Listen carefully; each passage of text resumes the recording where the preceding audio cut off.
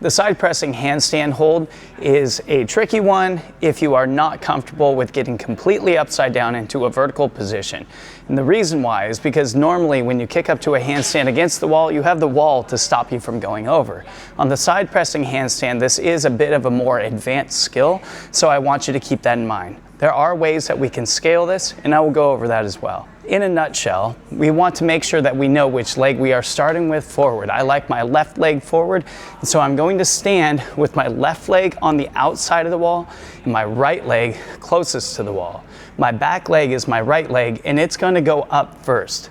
This is going to give us the chance to put the right foot, the back foot, up and find position against the texture of the wall, pushing with the toe of my shoe, and then keeping that front leg in front of me. This makes me feel safer because I know the weight of the front leg can pull me back down out of the handstand.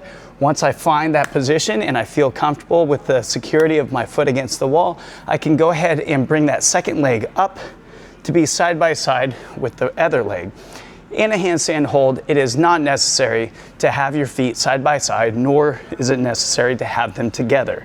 This is CrossFit, not gymnastics. That being said, it is actually easier to hold handstands in a split position, but for this drill, we are going to go for the full vertical position in order to get comfortable with that, and it works best with this drill anyway. I'm going to start with a big step. You want to make sure that you are long and low next to the floor, that your hands hit softly so you don't have any jarring when you hit. The back leg is going to go up, and I'm going to try to find the wall with my toe. Now that I found the wall, I can bring this other foot up and start moving it around to find my balance. And when I think I have, I can separate my foot from the wall, bring my feet together, and then go back to the wall for stability anytime I need it. From here, you can go ahead and hold this position as long as you want, and if you start falling, find the wall, slowly bring yourself back down, and then come down at the end of the reps. If I am starting facing the other direction, I'm going to be right leg forward.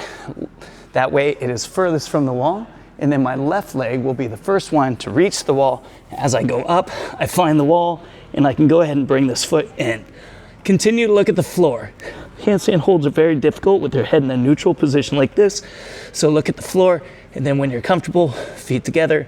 And also, as soon as your feet come together, you are now dependent on your hands and your body's shape and movement to hold the stable handstand hold.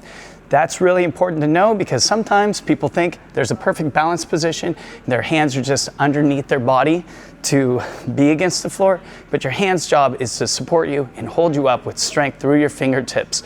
You may also need to move your body just a little bit in order to help keep balance, and that is completely 100% okay and highly advised.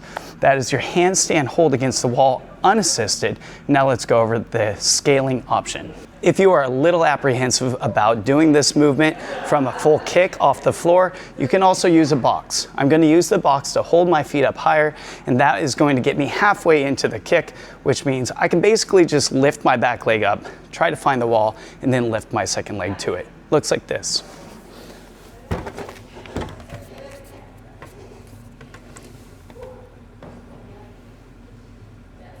From here, I can pull my feet together and back to the wall.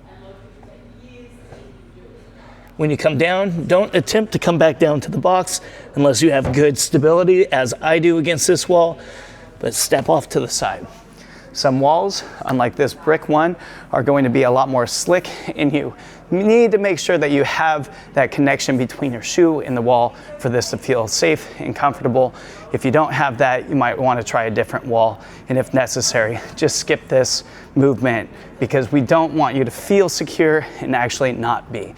So this is a good way to test out whether or not your connection with the wall is strong or not, because I can lift the foot, find the wall, and then if my other foot will come up off the box while I use this as leverage, then I know I have good connection with the wall and I'm not worried about falling over.